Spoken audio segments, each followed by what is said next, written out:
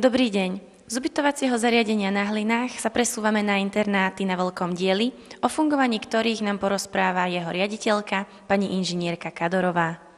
Ubytovacie zariadenie Veľký Diel sa nachádza na univerzitnej pôde v blízkosti sídliska Vlčince.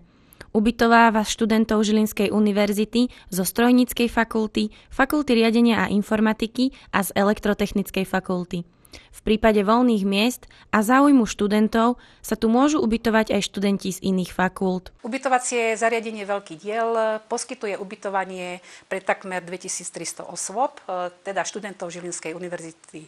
Z tohoto množstva cirka 70 osôb tvoria študenti doktorandského štúdia.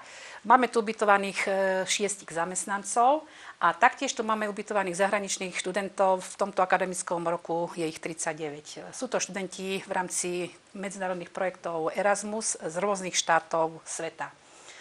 Ubytovanie študentom zabezpečujeme v 3 veľkých budovách. Sú to budovy bloku ABCD, kde sú prevažne dvojlôžkové izby a časť izieb tvoria izby trojlôžkové. Hygiena je spoločná na chodbách. Vo všetkých budovách tohoto traktu ABCD na každom poschodí je kuchynka, kde si môžu študenti vo voľnom čase prihriať nejaké jedlo alebo uvariť čaj alebo kávu. Ďalšou budovou je budova bloku Ečko Fko, kde sú všetky izby trojlôžkové. Je to budova, ktorá už je budovaná modernejším štýlom. Každá izba má vlastné hygienické zariadenie. Na každom poschodí je kuchynka. Ďalšou budovou je budova bloku GH, ktorá je prakticky zrkadlovým obrazom budovy bloku Ečko Fko. Všetky izby sú tu tiež trojlôžkové.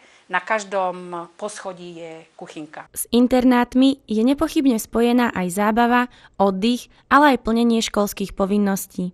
Aké organizácie toto všetko zabezpečujú na Veľkom Dieli?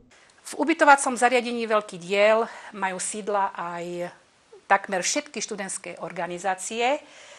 Spomenula by som v prvom rade organizácie, ktoré sú v úzkej spolupráci s vedením internátov.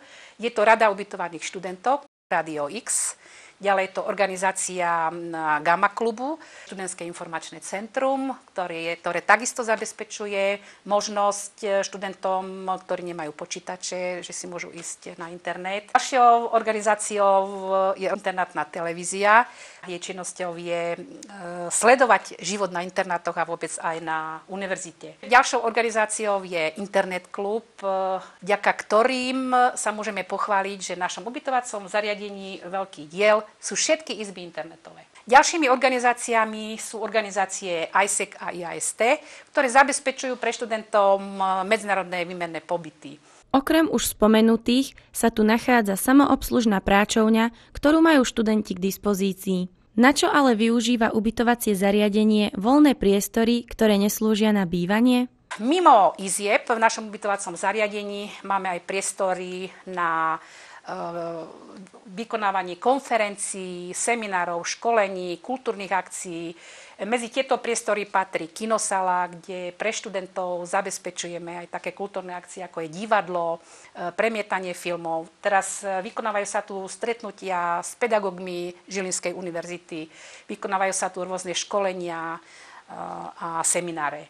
Zariadiť ubytovanie pre tak veľký počet študentov a zároveň udržiavať poriadok nie je vôbec jednoduché.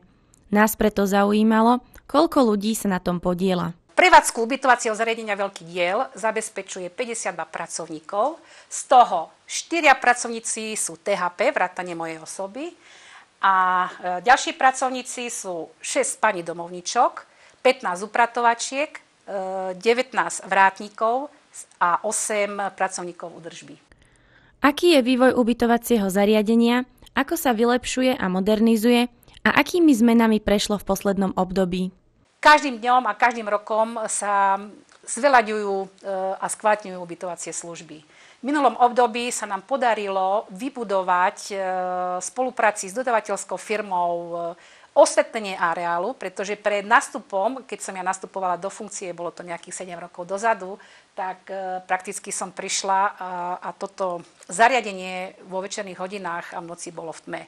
Dnes si myslím, že je to fajn a Vieme, že tu sídlia internáty Žilinskej univerzity. Ďalej v minulom období sa nám podarilo uskutočniť rozsiahlu generálnu opravy bloku Ečka, kde bola vykonaná hlavne tá stavebná časť, ktorá priniesla nielen skvalitnenie ubytovacích služieb, ale aj šetrenie finančných nákladov spojených s energiami, ktoré môžeme využiť zase na iné akcie a na zveľaďovanie ubytovania a skvalitňovania služieb. Postupne v budove bloku Ečko meníme aj nábytok a verím, že teda do ďalšieho obdobia sa nám to komplet podarí vymeniť. V minulých rokoch alebo v minulom období sa nám podarilo všetkým študentom v celom areáli vymeniť vankuše a paplony, čo je veľmi finančne nákladné, pretože pre 2300 osôb, keď si prepočítame, tak fakt sú to veľké finančné náklady. Počas tohoročných prázdnin sa nám podarila realizovať časť generálnej opravy budovy bloku F-ko. Bohužiaľ boli vykonané len práce s výmenou nábytka.